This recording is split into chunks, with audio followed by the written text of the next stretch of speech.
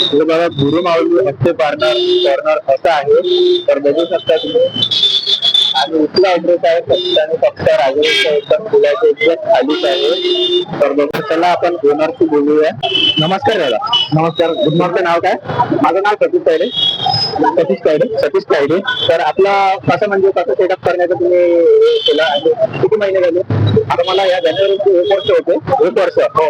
आणि ग्रोथ कशी आहे दादा आपली? ठीक आहे तरी ग्रोथ चांगली आहे म्हणजे खाऊन राहिली. हो. आणि आपल्या इथे म्हणजे काय काय असं आयटम आपल्या इथे अप्पे आहेत का? अप्पे, चना मूग आणि पोहे आणि पोहे. चना मूग आणि कढी पोहा हे घरून बनवून आणत असतो इथे गरम करतो. आणि आपल्या जागेवर गरम करतो आपण. आपल्या जागेवर आणि छोटे मोठे ऑर्डर पण देतो. बच्चेचे छोटे मोठे ऑर्डर देतो आपण. कमी दरात. आणि आपले ते रेट किती 20 रुपये प्लेट मध्ये 5 प्लेट. फक्त 20 रुपये प्लेट मध्ये. हो. म्हणजे गरम गरम असं आपल्याला इथे मिळणार आहे. हो. तर 1 प्लेट आपल्या अप्पे करून दिलं तरी आपला बॅटर आलेला आहे. यामध्ये काय काय टाकतं दादा?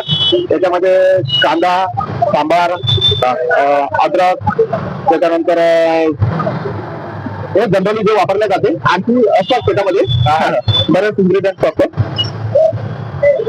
आणि चना मूग पण आपल्याकडे 20 रुपये प्लेटच आहे. कढी पोहा पण 20 रुपये प्लेट आहे. ते 20 रुपये प्लेटच आहे. तर आपण अप्पे ऑर्डर केलेले आहे. आणि हे किती वेळ लागतं? याला टाकल्यानंतर 2 ते 3 मिनिटात पूर्ण तयार होऊन जाते. 2 ते 3 मिनिटात म्हणजे आपल्या ऑर्डर आपल्याला मिळून जाते. हो मिळून जाते.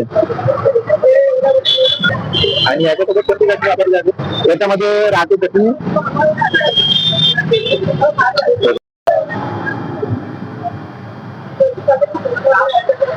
तर आपल्या इथे रेडी झालेली आहे. तर बघू शकता तुम्ही मस्त चमचमीत आलेली आहे. हे ते इथे मिळतात इथे. काय म्हटलं दादा?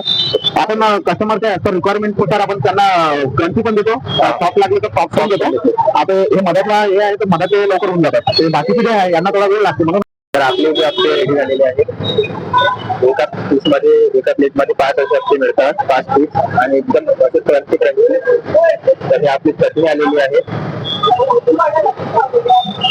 फक्त आणि फक्त 20 रुपये प्लेट मध्ये असं आपल्याला इथे 5 किलोचे हप्ते गरम गरम मिळत आहे. तर एकदा नक्की विजिट करा.